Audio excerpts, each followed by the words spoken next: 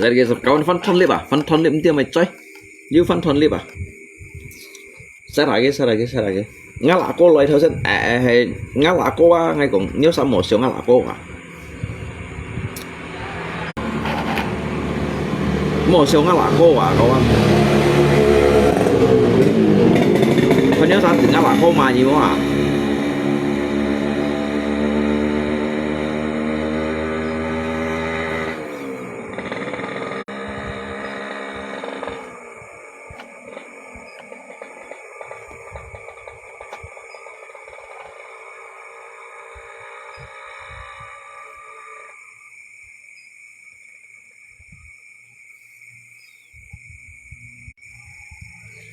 một siêu ngã lạ cô mà cái một kỳ mos nhớ sao một kỳ mos giống siêu ấy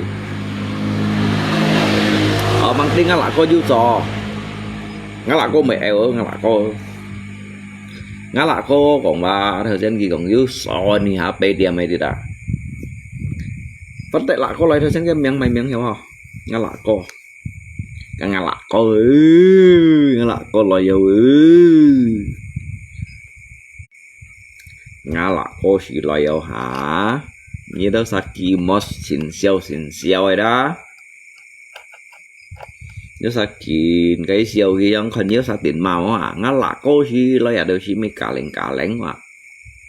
ngã lạ cô chỉ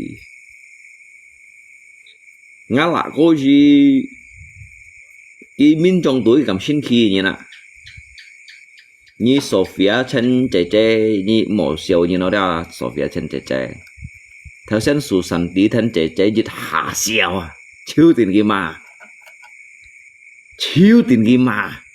bị mà đấy nhận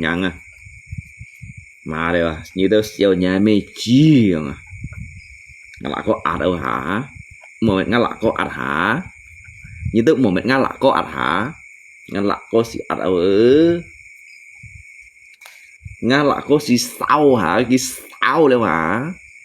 su sẵn tí thân trẻ hắn tiền mà như Sophia chân trẻ yêu kỳ mốt ảnh nhóm xéo cả yêu bên kỳ mà như đó siêu mày như siêu nhà mê chi vậy ai ơi ngã lạ co hiểu sang nhìn mày tù lượng biếng thải lòi ha mồi nhông hên như siêu mày đông gì bằng tí ghi hi HP tiệm kia HP tiệm hi HP tiệm anh chồng thấy dân làng xuống thon hạt cái clip anh chồng ghi ở tăng quả tá đâu nà nhung tê chim nhiên vậy ở tăng quả tá siêu trung phân hỷ dìm trung phù chi nhung thế nào đó cũng vậy sao là đấy chúng anh theo dân khi cả shit liệu các họ là su dấp bắn sáng sụp sắp đó bắn sáng sụp trong đó cái hiện hi tụ hỏng theo vậy mà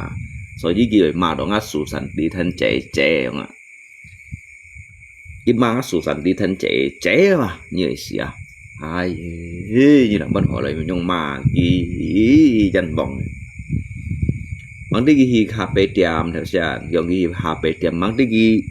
cái cái quả tá chiêu anh chồng gì thì cái ô tăng quả tá đâu nào chỉ cái dụ bạn đi ha chứ ô tăng quả tá giả hệ mày đúng xí giả hệ cái cà phê có thổi chỉ khem chỉ cái dụ bạn đi ha cả nó mua nhỉ đó chứ phải ăn chán cái tin này tin nhỉ cái xe sao xong rồi tủ sống không cái tủ sống không kia